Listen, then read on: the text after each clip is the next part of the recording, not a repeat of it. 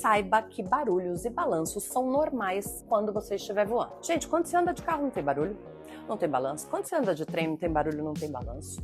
Quando você anda de, sei lá, de ônibus, não tem barulho, não tem balanço. Pois é, quando você anda de avião tem barulho, tem balanço. Veja bem. Pois é, minha gente. Você pode, durante o voo, escutar alguns estalos. Isso é normal, como acontece no carro. Como pode balançar, afinal de contas você não tá, né, num plano. E mesmo no plano, quando tem buraco, balança. Veja bem que esses balanços podem ter uns balanços um pouco mais fortes, né, que são as chamadas turbulências, que é quando o avião tá passando por área de instabilidade. E daí o avião tende, né, a balançar e a gente tem que colocar o cinto de segurança, enfim. Mas entendam que isso não significa problema, isso é normal, beleza?